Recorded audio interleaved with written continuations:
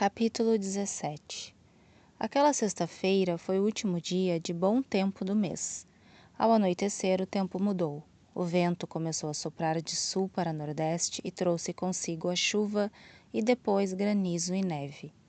No dia seguinte, dificilmente se diria que havíamos tido 3 semanas de verão.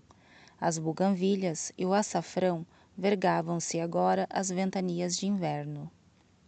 Calaram-se as cotovias e caíam as folhas das árvores temporãs. Fria, soturna e sombria, a manhã arrastava-se preguiçosa. O meu patrão não saiu dos seus aposentos. Assenhorei-me da sala vazia e transformei-a num quarto de bebê. E ali estava eu, sentada com a bebê chorona ao colo, embalando-a de um lado para o outro e contemplando os flocos de neve que não paravam de cair e se acumulavam no peitoril da janela sem cortinas. Quando a porta se abriu e alguém entrou, rindo e ofegante.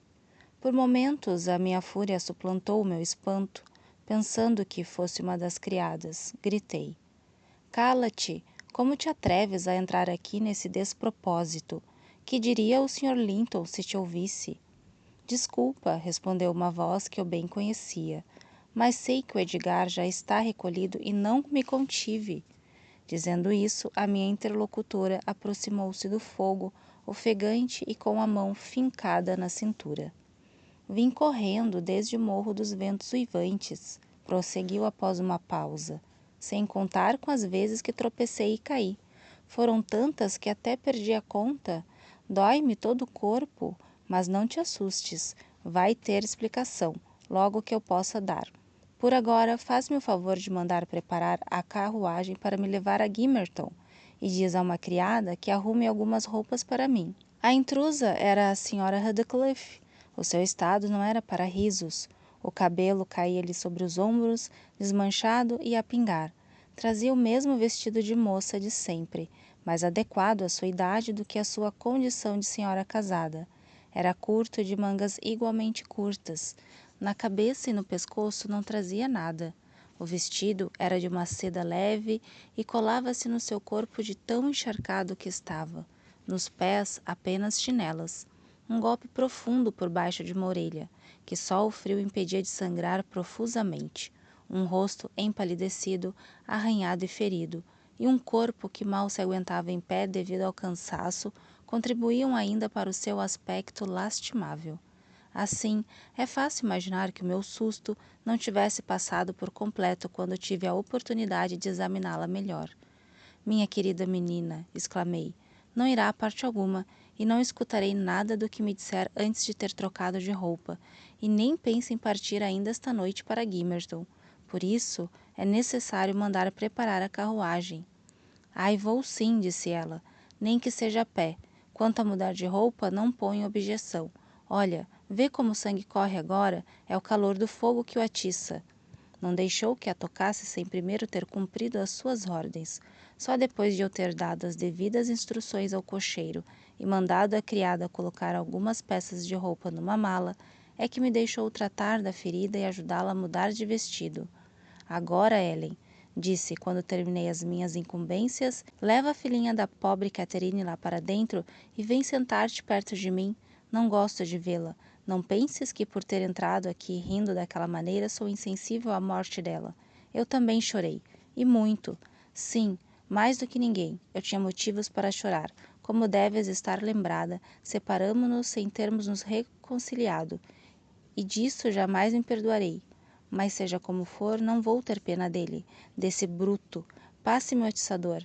Esta é a última coisa dele que ainda tenho." Tirou a aliança do dedo e arremessou ao chão. E pegando a aliança toda amassada, atirou-a ao fogo. "Pronto, aí está. Agora, se me obrigar a voltar para ele, tem de me comprar outra. Ele é bem capaz de vir procurar-me aqui só para irritar o Edgar. Não me atrevo a ficar, não vá com aquela mente perversa lembrar-se disso. Por outro lado, o Edgar não tem sido simpático comigo, não é mesmo? Não quero pedir-lhe ajuda nem causar-lhe mais aborrecimentos. Foi a necessidade que me levou a procurar abrigo aqui em casa. Porém, se não soubesse que ele não estava aqui, teria entrado apenas na cozinha para lavar o rosto. aquecer-me um pouco, pedir-te que trouxesses o que precisava e depois partiria imediatamente para bem longe do maldito desse demônio encarnado. Ah, como ele estava furioso! Se tivesse me apanhado, é uma pena que o Arshal não tenha a sua corpulência. Se assim fosse, eu não teria partido sem primeiro ver Radcliffe derrotado. Tá muito bem, menina, mas não fale tão depressa, atalhei. Senão desfaz o nó do lenço que amarrei no seu pescoço e o golpe volta a sangrar. Beba o seu chá, descanse um pouco e veja se para de rir. Infelizmente o riso é inoportuno debaixo deste teto, ainda mais na sua situação. Ora, aí está uma verdade inegável, replicou. Ai, aquela criança não para de chorar, manda-a para onde eu não posso ouvi-la. É só por uma hora, não vou ficar mais do que isso. Toquei a campainha e entreguei a menina aos cuidados de uma criada. Em seguida perguntei à senhora Isabela o que a tinha levado a fugir com tanta pressa do Morro dos Ventos Uivantes e para onde é que tencionava ir, já que se recusava a ficar conosco. Quem me dera ficar aqui, respondeu, para consolar o Edgar e cuidar da criança e também porque a granja é minha verdadeira casa. Mas o Radcliffe jamais consentiria. Julgas que ele ia suportar ver-me feliz? Que sabendo que levamos uma vida tranquila e regalada não traria logo de envenenar a nossa alegria? Agora posso afirmar com toda certeza que ele me odeia, a ponto de não suportar sequer ouvir a minha voz. Quando estou na sua presença, vejo como os músculos do seu rosto se contraem involuntariamente, tornando-lhe dura a expressão. Isto provém, por um lado, do fato de conhecer os motivos que eu tenho para sentir o que eu sinto por ele, e por outro, da sua aversão natural por mim. O seu ódio é tão intenso que estou certa de que não iria percorrer a Inglaterra à minha procura, se soubesse que eu tinha planejado fugir. Por isso, devo escapar para o mais longe possível. Já me recuperei do desejo inicial de morrer pelas suas mãos. Agora preferia que fosse ele a morrer pelas suas próprias mãos. Acabou com todo o meu amor e, portanto, estou tranquila. Todavia, ainda recordo como o amei e penso que poderia amá-lo ainda. Se... Não, nem pensar. Mesmo que ele tivesse me amado loucamente, a sua natureza diabólica teria acabado por se manifestar. A Catherine devia ter os gostos pervertidos para tratá-lo com tanto carinho, depois de conhecê-lo tão bem. Monstro! Se ao menos ele pudesse ser apagado do rol dos vivos e da minha memória. Mas, menina, ele é um ser humano como os outros, disse eu. Seja mais benevolente. Olhe que existem bem piores. Ele não é humano, retorquiu. Nem a minha piedade ele merece. Entreguei-lhe o meu coração e ele se apoderou dele, destroçou-o e depois o devolveu. As pessoas sentem com o coração, Ellen, e uma vez que ele destruiu o meu, não posso sentir nada por ele, e não sentiria nem que ele me suplicasse até a hora da morte ou chorasse lágrimas de sangue pela Catherine. Não, de maneira alguma. Neste momento, Isabela começou a chorar, mas logo enxugou as lágrimas e prosseguiu. Perguntastes o que me levou a fugir desta maneira? Fui obrigada a fazê-lo, porque consegui que a sua raiva ultrapassasse a sua malvadez. A sua fúria foi tanta que se esqueceu da habitual prudência satânica de que tanto se vangloriava e passou à violência homicida. Senti um prazer desmedido em deixá-lo completamente fora de si, e foi esse mesmo prazer que acordou o meu instinto de autopreservação, libertando-me das suas garras. Se alguma vez eu voltar a cair nelas, de certo se vingará de forma memorável. Ontem, como sabes, o Sr. Arshal tinha ido ir ao funeral e, como tal, manteve-se sóbrio. Enfim, razoavelmente sóbrio. Pelo menos não foi para a cama às 6 da manhã, como de costume, caindo de bêbado, nem se levantou ao meio-dia ainda no mesmo estado. Resultado, acordou com uma depressão suicida tão apropriada para a igreja como para ir ao baile. Em vez de ir ao enterro, ficou sentado perto da lareira, encharcando-se de gin e aguardente. O Radcliffe? Estremeço só de pronunciar o seu nome. Desde domingo é como se não tivesse lá em casa. Se são os anjos a alimentá-lo ou o seu parente das profundezas, isso não sei. Só sei que já não faz uma refeição conosco há quase uma semana. Chegava de madrugada e ia diretamente para o quarto, aí se trancando, como se alguém pudesse cobiçar a sua companhia. E lá ficava, rezando como um metodista. Porém, a divindade que ele invocava não passava de pó e cinzas, e quando se dirigia a Deus, confundia-o curiosamente com o seu pai dos infernos. No fim das suas preciosas preces, que duravam geralmente até ficar pouco, e com a voz presa na garganta, voltava a sair e vinha direto à granja. Admira-me que o Edgar não tenha chamado a polícia para prendê-lo. Quanto a mim, triste como estava com a morte de Catherine, era-me impossível não aproveitar a ocasião para libertar daquela opressão aviltante. Consegui recuperar o ânimo suficiente para suportar sem lágrimas as intermináveis arengas do Joseph e para subir e descer as escadas daquela casa sem cautelas de ladrão, como anteriormente. Não penses que chorava com tudo o que Joseph me dizia, mas ele e o Harrington são, na verdade, uma companhia detestável. Antes ficar ao lado do Hindley do que como o patrãozinho e o seu guardião, aquele velho horrendo. Quando o Radcliffe se encontra em casa, sou muitas vezes obrigada a refugiar-me na cozinha e a conviver com a criadagem para não morrer de frio lá em cima, nos quartos úmidos e vazios. Mas quando ele não está, como aconteceu esta semana, coloco uma mesa e uma cadeira num canto da lareira e não me interessa saber como o Sr. Earnshaw passa o seu tempo, e ele, por sua vez, também não interfere nas minhas ocupações. Se ninguém provocá-lo, anda até mais calmo do que antes, mais taciturno e deprimido e menos irascível. O Joseph diz que ele se converteu, que o Senhor tocou seu coração e o salvou do fogo do eterno. Eu não consigo descortinar sinais de mudança tão benéfica, mas isso também não me diz respeito. Ontem à noite fiquei no meu canto lendo alguns livros velhos até certa hora da noite. Era desoladora a perspectiva de ir para cima com toda aquela neve a rodopiar lá fora e o pensamento voando teimosamente para o cemitério e para a sepultura ainda fresca. Mal ousava levantar os olhos da página que tinha à minha frente. Tão lúgubres eram as imagens que haviam se apoderado de mim. O Hindley estava sentado do outro lado, com a cabeça apoiada entre as mãos. Estava tudo tão soturno que eu lia e suspirava ao mesmo tempo, pois parecia que toda a alegria tinha se extinguido da face da terra para sempre. Aquele silêncio arrepiante foi quebrado finalmente pelo barulho do ferrolho da porta da cozinha. Era Radcliffe, que regressava da sua ronda mais cedo do que o de costume, devido, suponho eu, à súbita tempestade. Mas a porta estava trancada, e ouvi-o, por isso, dar a volta no pátio para entrar pela outra.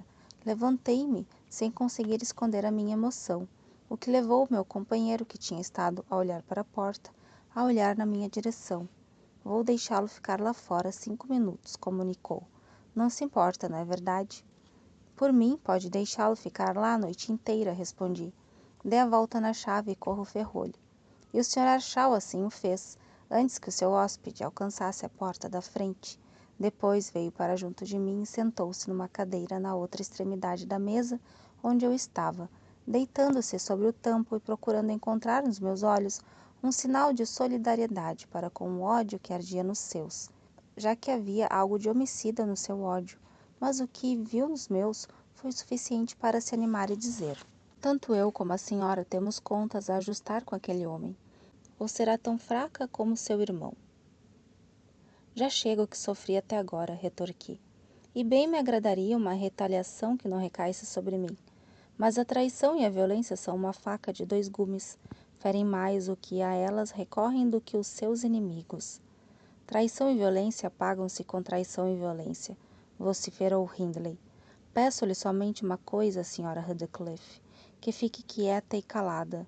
Posso contar com a senhora? Tenho certeza de que sentirá tanto prazer como eu em presenciar o fim daquele demônio. Se não se antecipar a ele, será a tua morte e a minha ruína. Maldito seja o patife. Repare, bate na porta como se já fosse o dono da casa. Prometa-me que se calará, e antes que o relógio dê as próximas badaladas, faltam só 3 minutos para 1, estará livre dele para sempre. Tirou do peito a arma que te falei na minha carta e preparava-se para apagar a vela, mas eu consegui desviá-la ao mesmo tempo que agarrava o seu braço. Não, não ficarei calada, exclamei. O senhor não tocará nele. Deixe a porta fechada e fique onde está. Não, a minha decisão está tomada e juro por Deus que a porei em prática, bradou a criatura em desespero. Vou prestar-lhe um favor, mesmo contra sua vontade, e farei justiça pelo Harrington, e não precisa se preocupar em proteger-me. A Catherine morreu. Já não resta ninguém para chorar por mim ou se envergonhar do que faço, mesmo que eu corte o pescoço neste instante. Está na hora de pôr fim a tudo isso. Era como lutar com um urso ou argumentar com um louco. A minha única saída era correr para uma janela e avisar a vítima da sorte que o esperava. É melhor procurares abrigo em outro lugar por esta noite. Gritei-lhe em tom triunfal. O Sr. Arshall está decidido a dar-te um tiro se teimares em entrar. Vai mais é abrir a porta, vociferou Radcliffe, dirigindo-me palavras tão delicadas que nem me atrevo a repeti-las. Não tenho nada com isso, repliquei. Entre e leva um tiro se é isso que queres. O meu dever está cumprido. Dito isso, fechei a janela e voltei para o meu lugar junto à lareira. Como não sou hipócrita, não fingi ansiedade perante o perigo que o ameaçava. Arshall desatou a praguejar encarniçadamente, clamando que eu ainda amava aquele vilão, e cobriu-me dos piores insultos pela minha manifesta falta de dignidade. E eu lá no fundo, sem peso na consciência, pensava em como seria bom para ele se o Radcliffe o livrasse daquela existência ignóbil, e como seria bom para mim se despachasse o Radcliffe para onde ele merecia. Enquanto assim cogitava, o estilo da janela saltou com uma pancada seca e caiu ao chão, e o rosto sinistro de Radcliffe assomou no buraco. Este, porém, era demasiado estreito para permitir sua passagem. Sorri, exultando de alegria por me sentir em segurança. Ele estava com o cabelo e a gola do casaco cobertos de neve, e os seus dentes aguçados de canibal, arreganhados pelo frio e pela raiva, brilhavam na escuridão. Isabela, deixa-me entrar ou irás te arrepender, rosnou ele como diz Joseph. Não quero ser responsável por um crime, respondi. O Sr. Hindley está à tua espera com uma navalha e uma pistola carregada. Então abre a porta da cozinha, sugeriu. O Hindley chega lá antes de mim. Enquanto a lua brilhou durante o verão, deixaste-nos dormir sossegados, mas assim que chega o inverno, corres a procurar abrigo? Se eu estivesse no seu lugar, Radcliffe, ia deitar sobre a campa dela, para aí morrer como um cão fiel. O mundo certamente já não tem valor para ti. Fizeste questão de deixares bem claro que a Catherine era toda a tua alegria. Nem sei como vais conseguir sobreviver à sua perda. Ele está aí ou não? Vociferou o meu companheiro, precipitando-se para a abertura. Se conseguiu enfiar o braço por esta nesga, sou capaz de alcançá-lo. Receio, Ellen, que me consideres cruel, mas tu não sabes tudo, e portanto não me conheces. Longe de mim instigar ou colaborar no atentado mesmo que fosse contra a vida dele, desejar que morresse, e isso eu desejei, e por isso fiquei tão desalentada e aterrada também. Pelas consequências do meu sarcasmo quando Hindley pegou a arma do Arshall e arrebatou. A pistola disparou e a navalha, com impacto, fechou-se sobre o punho do seu detentor. Radcliffe a puxou com violência, dilacerando a carne dele, e a colocou no bolso, ainda pingando sangue. Em seguida pegou uma pedra, quebrou o que restava da janela e saltou para dentro da sala. O seu adversário caíra inanimado com a intensidade da dor. De uma artéria ou de uma veia grossa jorrava sangue em abundância. O malvado espezinhou e bateu repetidamente sua cabeça contra as lajes, enquanto me agarrava com a mão livre para me impedir de chamar Joseph. Deve ter feito um esforço sobre-humano para resistir à tentação de aniquilá-lo por completo. Parou, por fim, exausto, e arrastou o corpo aparentemente... Parou, por fim, e arrastou o corpo sem vida para o banco. Rasgou então a manga do casaco de Arshall e atou-lhe a ferida com tanta energia como a que anteriormente aplicara ao espancá-lo. Sentindo-me liberta, não perdi tempo e fui procurar o velho criado que, quando enfim compreendeu o significado da minha atalhoada narrativa, se apressou a descer os degraus de dois em alvoroço. O que foi que aconteceu? O que foi que aconteceu? Aconteceu que o teu patrão está doido varrido e se chegar a durar um mês vão interná-lo no manicômio, respondeu Radcliffe. E que ideia foi essa de trancares as portas enquanto eu estava fora, meu cão velho e desdentado? Não fiques aí parado, Regan. Não fiques aí parado. Vem cá. Ou queres que seja eu a tratar dele? Limpa esta sujeira toda e cuidado com a vela. Olha que metade do sangue dele é álcool. Então o senhor o matou? Exclamou Joseph, erguendo as mãos e os olhos ao céu horrorizado. Já se viu semelhante coisa que o senhor? O Radcliffe o fez cair de joelhos com um empurrão e atirou-lhe uma toalha. Mas o Joseph, em vez de limpar o chão, colocou-se de mãos postas a rezar uma oração que me deu vontade de rir pela sua estranha fraseologia. Eu estava tão insensível que já nada me chocava. Na verdade, apresentava a indiferença de alguns malfeitores perante a forca. Ah, já me esquecia de ti, disse o tirano. Tu mesma vai limpar as lajes de joelhos. Conspiraste com ele contra mim, não foi, víbora? Agora tens um trabalhinho perfeito para ti. Sacudiu-me com tanta força que até meus dentes bateram uns nos outros. Depois empurrou-me para junto de Joseph, que concluiu imperturbável as suas preces, e levantando-se declarou que iria sem demora à granja. O Sr. Linton era um magistrado, e nem que tivessem morrido 50 esposas, haveria de averiguar o sucedido. Era tal a sua obstinação que Radcliffe achou melhor fazer-me recapitular tintim por tintim tudo o que ali se passara, sem arredar o pé do meu lado e com um olhar tão carregado de ódio que não pude recusar. Não foi fácil convencer o velho de que Radcliffe não tinha sido o agressor, ainda mais que ele via como as explicações eram arrancadas de mim quase à força.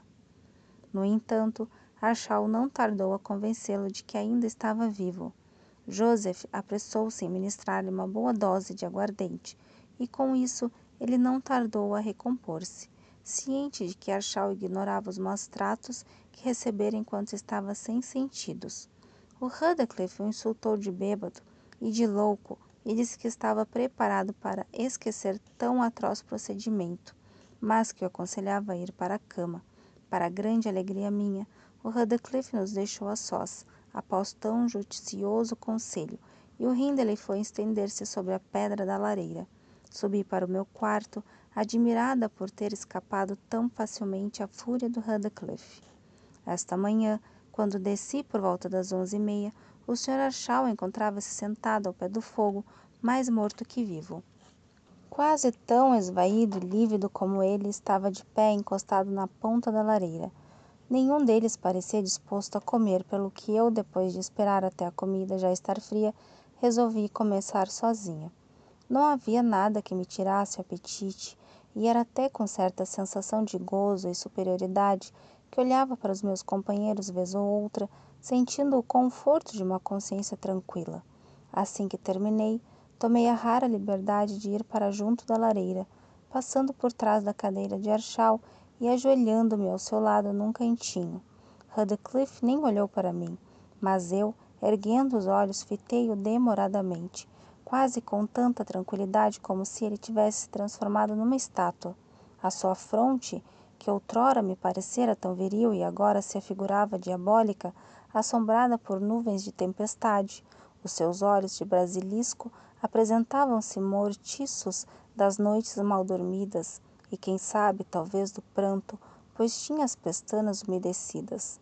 Os seus lábios, sem o sarcasmo e a ferocidade habitual, comprimiam-se numa expressão de indizível tristeza. Fosse ele outro, e eu teria coberto os olhos perante tanto sofrimento. Mas tratando-se de Radcliffe, regozijei-me, e por mais vil que possa parecer humilhar um inimigo em desvantagem, não podia perder a ocasião de aferroá-lo. Aquele seu momento de fraqueza era a única oportunidade que eu tinha para saborear o prazer de pagar na mesma moeda todo o sofrimento que havia me causado. A menina não tem vergonha? Atalhei. Até parece que nunca abriu uma Bíblia na sua vida. Não basta que Deus castigue seus inimigos? É presunção e malvadez juntar as suas torturas às dele. Concordo que geralmente assim seja, Ellen, prosseguiu ela. Mas que desgraça acontecida ao Radcliffe poderia me satisfazer se eu não tivesse contribuído para ela. Até nem me importaria que ele sofresse menos. Se fosse eu quase provocasse o sofrimento e ele ficasse sabendo que era eu a causadora. Ah, quantas ofensas tenho a devolver-lhe. Só com uma condição poderia perdoá-lo. Seria olho por olho, dente por dente. Retribuir-lhe cada momento de agonia, fazê-lo descer até o nível em que me encontro, E como ele foi o primeiro a ofender-me, que fosse ele também o primeiro a implorar o meu perdão. E depois, bem, depois, Ellen, talvez eu pudesse então mostrar o meu perdão. Então, o rindo, ele pediu água e eu fui buscar um copo. Perguntei-lhe como se sentia. Não tão mal quanto desejaria, respondeu, mesmo sem falar no braço. Sinto o corpo todo dolorido, como se tivesse enfrentado uma legião de demônios. Não é para admirar, observei. É que Catherine costumava dizer que era ela quem zelava pela sua integridade física. Queria ela dizer que certas pessoas, receando ofendê-las, evitavam agredi-lo. Graças a Deus que os mortos não se levantam das sepulturas, senão ontem à noite ela teria presenciado uma cena deveras humilhante. O senhor, por acaso, não está com o peito e os ombros cheios de nódoas negras? Não sei, mas por que pergunta? Teria ele se atrevido a bater em mim enquanto eu estava sem sentidos? Espezinhou-o, deu-lhe pontapés e bateu com a sua cabeça no chão. Falei. Até estava com água na boca, tal era a vontade de despedaçá-lo com os dentes, porque só uma metade dele é humana, ou talvez nem tanto. Arshal ergueu os olhos, tal como eu, para o rosto do nosso inimigo, que parecia alheio a tudo o que rodeava e absorto na sua angústia, um rosto que refletia cada vez mais a escuridão que ia na sua alma. Oh, concedesse-me Deus, ainda que somente na hora derradeira, a força suficiente para estrangulá-lo, e iria com todo gosto para o inferno. Gemeu impaciente, contorcendo-se e tentando levantar-se, mas caindo de novo para trás, desesperado e convencido da sua impotência. Não, já chega que ele tenha sido a causa da morte de um dos nossos, disse eu falando bem alto. Na granja todos sabem que se não fosse ele, a sua irmã ainda estaria viva. Portanto, é preferível ser odiado por ele a ser amado. Quando me lembro de como éramos felizes, de como a Catherine era alegre antes da sua chegada, não posso deixar de amaldiçoar esse dia. Provavelmente o Radcliffe atentou mais para a veracidade do que era dito do que nas razões de quem falava. Reparei que tínhamos despertado sua atenção, pois as lágrimas rolavam dos seus olhos para as cinzas e a respiração era entrecortada por sufocantes suspiros. Olhei-o nos olhos e desatei a rir. Trocista, as frestas enevoadas do inferno relampejaram por um instante. Mas o demônio que geralmente surgia estava tão abatido que nem receei lançar outra gargalhada de escárnio. Levanta-te, miserável, antes que eu te calque com os pés, bradou, esboçando um movimento ameaçador que mereceu outro da minha parte. Mas então, continuei, já pronta para fugir, se a pobre Catherine tivesse confiado em ti e adotado o nome ridículo, desprezível e degradante de Sra. Radcliffe, não teria tardado a descer ao estado em que o irmão se encontra agora. O espaldar do banco e o próprio Arshal interpunham-se entre mim e o Radcliffe, pelo que ele, em vez de tentar agarrar-me, empunhou uma faca que estava em cima da mesa e arremessou-a contra mim. A faca se espetou abaixo da minha orelha, cortando-me a palavra. Arranquei-a e corri para a porta, lançando na sua cara uma outra frase que espero o tenha ferido mais fundo do que o seu projétil. A última coisa de que me apercebi foi da sua arremetida furiosa, sustida pelo peito do seu anfitrião e de rolarem os dois para cima da lareira. Ao fugir pela cozinha, gritei ao Joseph que viesse acudir o patrão. Depois esbarrei com Harrington, que brincava na soleira da porta com uma ninhada de cachorrinhos, tentando pendurá-los nas costas de uma cadeira. E finalmente, como uma alma liberta do purgatório, corri, saltei e voei em costa abaixo. Depois, cansada de tanto serpentear, entrei à direita pelo brejo em direção à luz que brilhava na granja, antes ser condenada às pernas do inferno do que passar mais uma noite que seja sob aquele teto no morro dos ventos uivantes. Isabela calou-se e bebeu um golinho de chá. Em seguida pôs-se de pé, pediu que ajudasse a pôr a touca e uma grande xale que eu tinha trazido, e fazendo orelhas moucas aos meus pedidos insistentes para que ficasse por mais uma hora, trepou numa cadeira, beijou os retratos de Edgar e de Catherine, honrou-me com idêntica despedida e dirigiu-se para a carruagem acompanhada pela Fanny, que não parava de ladrar de satisfação por haver reencontrado a sua dona. E foi para não mais voltar. No entanto, quando as coisas se acalmaram, ela e meu patrão passaram a corresponder-se com regularidade. Creio que se instalou no sul, perto de Londres. Aí deu à luz a um filho, poucos meses depois da sua fuga, que foi batizado com o nome de Linton e que, desde o início, segundo dizia a mãe, se revelou uma criança doentia e rabugenta. Um dia encontrei o Sr. Heathcliff na vila e ele perguntou onde é que ela vivia. Como me recusasse a responder, contrapôs que isso não interessava, mas ela que não se aproximasse do irmão. Não era com o irmão que ela devia viver, mas sim com ele. Embora eu não tenha dado qualquer informação, o certo é que acabou por descobrir através de algum criado tanto o seu paradeiro como a existência da criança. Contudo, não a importunou, graças, suponho eu, ao ódio que lhe voltava. Pedia notícias do filho sempre que lhe encontrava, e quando soube que nome haviam dado a ele, comentou com um sorriso sinistro. Querem que também o odeie, não é? Acho que o que querem é que o deixe em paz, respondi. Ele será meu quando me aprouver. Podem ter certeza, retrucou Heathcliff. Felizmente a mãe faleceu antes disso acontecer, cerca de 13 anos após a morte de Catherine, quando o pequeno Linton tinha 12 anos ou talvez um pouco mais. No dia seguinte, ao da inesperada visita de Isabella, não tive a oportunidade de falar com meu patrão. Esquivava-se de qualquer conversa e não estava em condições de discutir fosse o que fosse. Quando finalmente consegui que prestasse atenção em mim, notei que estava satisfeito pela irmã ter abandonado o marido, a quem ele odiava com uma intensidade que não julgava possível numa natureza tão branda como a sua. Tão profunda e visceral era essa aversão que evitava franquear quaisquer lugares onde pudesse ver ou ouvir falar de Heathcliff. O seu desgosto, aliado a esse impedimento, fez dele um perfeito eremita. Abdicou das suas funções de magistrado, deixou até de ir à igreja, evitava o mais possível ir à vila e passou a levar uma existência de completa reclusão entre os muros da sua propriedade. Só saía para dar passeios solitários pelos campos e para visitar a sepultura da mulher, quase sempre ao cair da noite ao raiar da aurora, para não ter de cruzar com ninguém. Mas ele era bom demais para ser completamente infeliz por muito tempo. Este, pelo menos, não pedira que a alma de Catherine o perseguisse. O tempo trouxe-lhe a resignação e uma melancolia mais doce ainda que a alegria. Recordava-a com um amor terno e ardente, ansiando e esperançado pelo momento de partir para um mundo melhor, onde ela sem dúvida se encontrava. Além disso, também, afeições e consolações terrenas. Durante uns dias, pouca atenção prestou à pequenina sucessora da falecida, mas essa fresa derreteu-se como neve em abril, e antes mesmo de a criaturinha dar os primeiros passos ou balbuciar as primeiras palavras, já lhe subjugara o coração com o cetro do despotismo.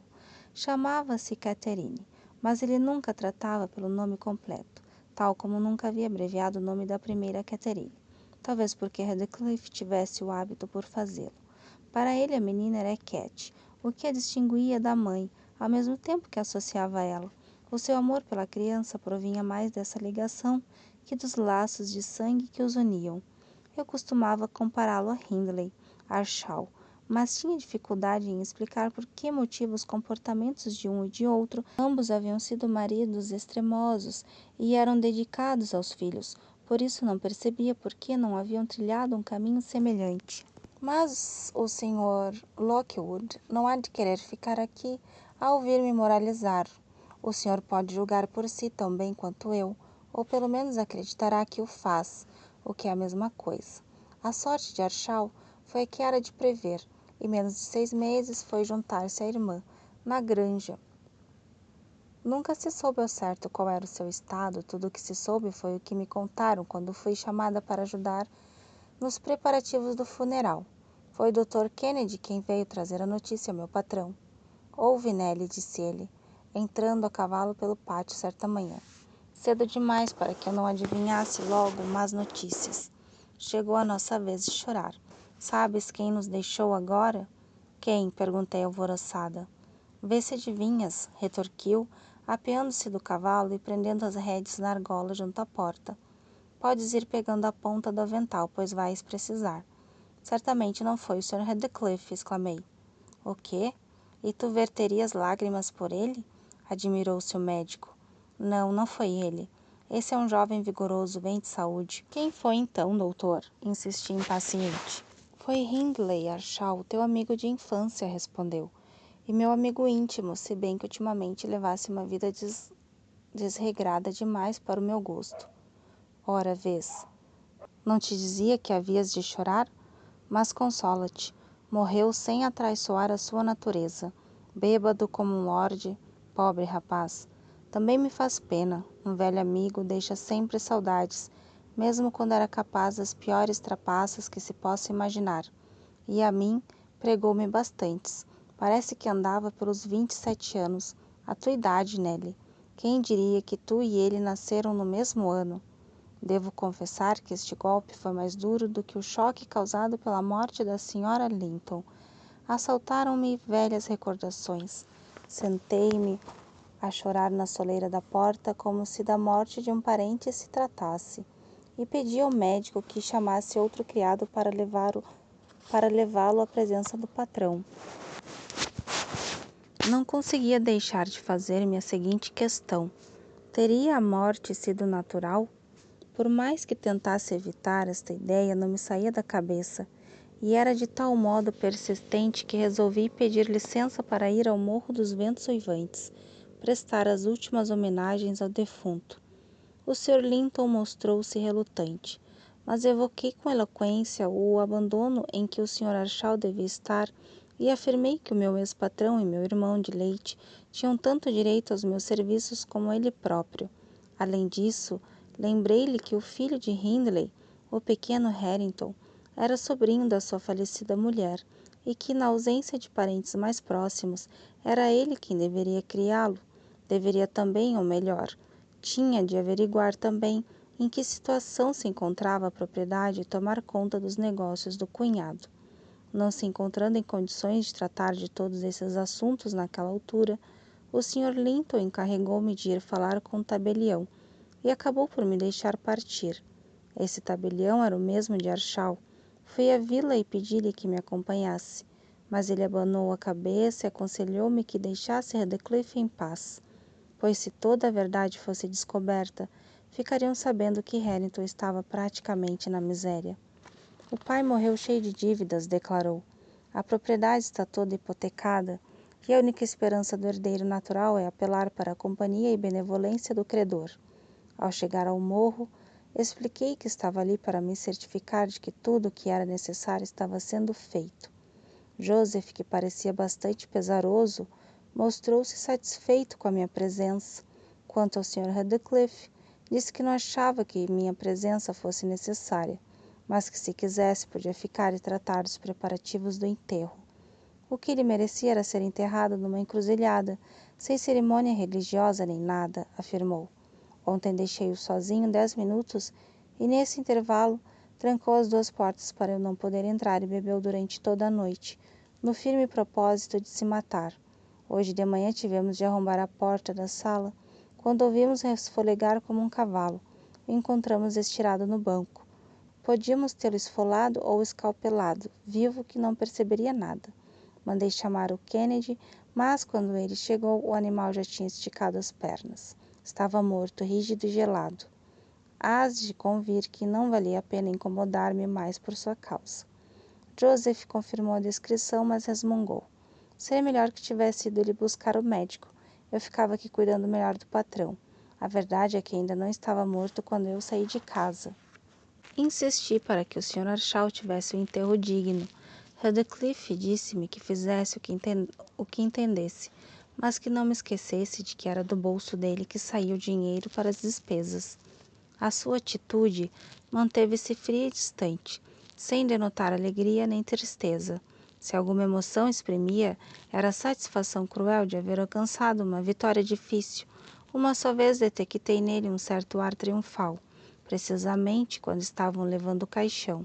Ainda teve a hipocrisia de se vestir de luto, e antes de seguir com o Harrington para o cemitério, ergueu a pobre criança até a altura da mesa e segredou-lhe com refinado prazer. Agora és meu menino, e veremos se uma árvore não cresce tão torta como a outra, quando o mesmo vento a faz vergar. O pobre inocente pareceu contente com a tirada, pôs-se a brincar com as suíças e a afagar-lhe o queixo, mas eu, adivinhando o verdadeiro significado daquelas palavras, disse sem peias: O menino tem de ir comigo para a granja. Ninguém no mundo lhe pertence menos do que ele. É isso que diz o Linton? Inquiriu. Naturalmente que sim, e deu-me ordens para levá-lo, repliquei. Está bem, disse o canalha. Não vamos discutir isso agora. Sempre sonhei educar uma criança. Diz por isso ao teu patrão que se me levar este, quero o meu de volta para preencher o seu lugar. Não me oponho a que o Harrington vá contigo, mas podem estar certos de que mandarei buscar o outro. Não te esqueças de avisá-lo. Essa ameaça era o suficiente para nos deixar de mãos atadas. Quando voltei, dei o recado ao Sr. Linton, que, mostrando-se pouco interessado, não mais falou em interferir. E ainda que fosse esse o seu desejo, custa-me a crer que teria sido bem sucedido. O hóspede era agora o dono do Morro dos Ventos Uivantes, seu proprietário de direito, do que deu provas ao tabelião, que por sua vez as deu ao Sr. Linton. O Sr. Arshall havia hipotecado cada hectare de terra para satisfazer o vício no jogo, e o seu credor era Radcliffe. Desse modo, Harrington, que poderia ter sido o maior proprietário das redondezas, tinha ficado reduzido a um estado de completa dependência do inimigo mortal de seu pai, e era tratado como um criado dentro da sua própria casa, sem salário e sem poder reivindicar os seus direitos, desamparado e ignorante da injustiça de que era vítima.